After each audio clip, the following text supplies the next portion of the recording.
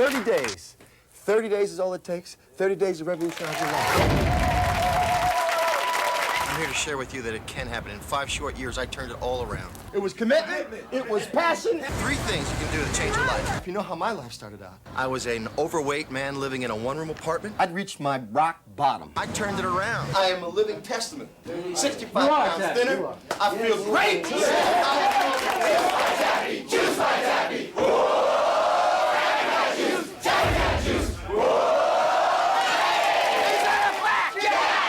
Cake!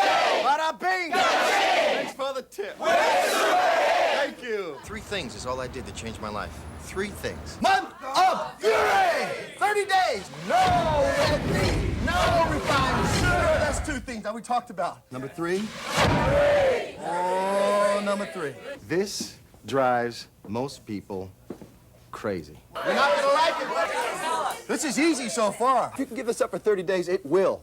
I guarantee you, change your life. You will be a new person. Are you ready? Are you ready? No orgasm. No orgasm! Commit with me. Have that commitment. Have that passion. 30 days. No orgasm. No orgasm. Don't do it. I guarantee you, every one of you has been on this drug of orgasm since you become sexual. Nothing wrong with it. It's difficult to stop. I'm not saying it's a bad thing to come. I'm not saying that. Oh, it's a great thing to come, right? Am I right? It's a great thing. Have you ever told your body no? Have you ever had it listen? I want commitment. I want passion. Yes. No orgasm for 30 days. You need to be committed. You need to be passionate. For 30 days, month of fury. I swear it will change your life. You know the number. Give us a call. Juice it up. Juice by you. Juice by you. Juice by you. Juice by you. 30 days, and what are they? Number 1. No. Number 2. No. On number 3. No orgasm. 3 things is all I did to change my life. 3 things. Many of you know this story, but for those of you who don't at home, I started 6 years ago. I was an overweight man living in a 1-room apartment. But I had a job.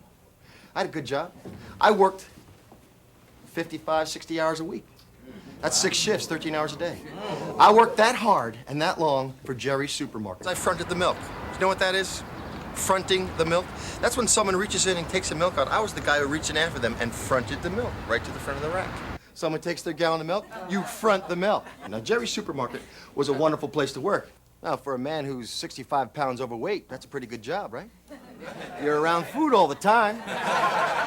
I was a man who was sick, and I was a man who needed food. I was a man who needed red meat. I was a man who needed sugar. I was a man who needed food at all times.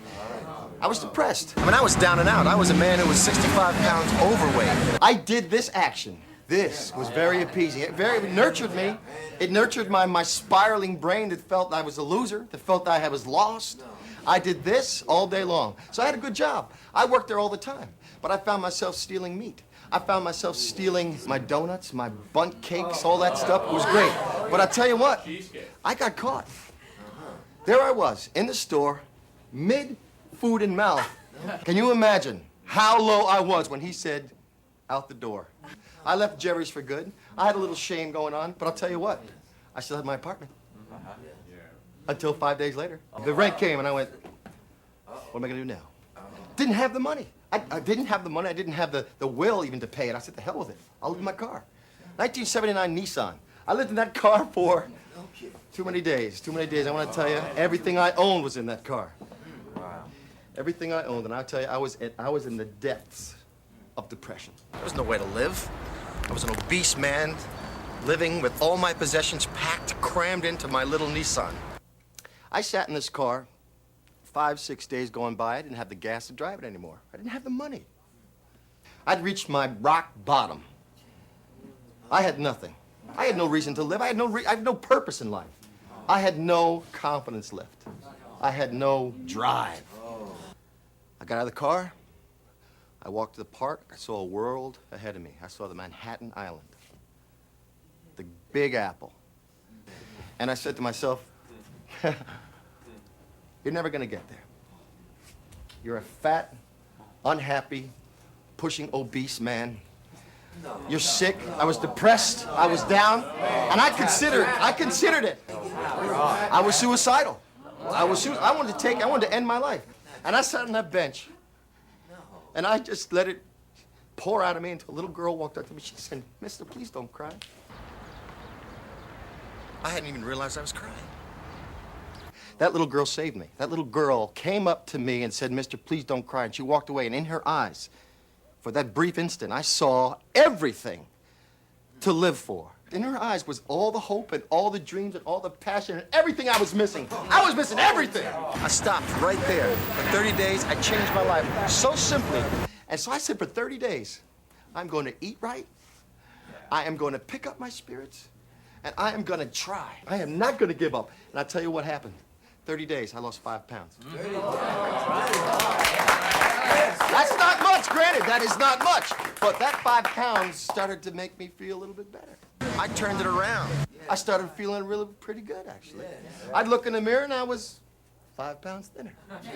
Right? I was starting to think, okay, I got a little bit more confidence. I committed for 30 days. I had nothing. I still didn't have a job.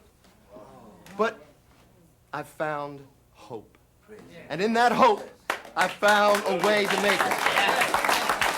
So 6 years later now, I started getting into health foods. You all know I'm into health foods. I'm all over the place in health food. And I'll tell you what, health food has changed my life. The first supermarket I bought was Jerry's. Right there in Jersey City.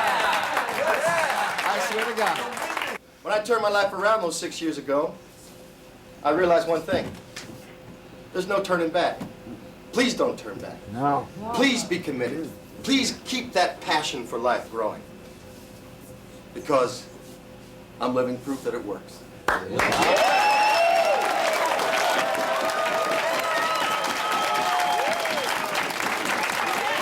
want to give you the promise that little girl gave me.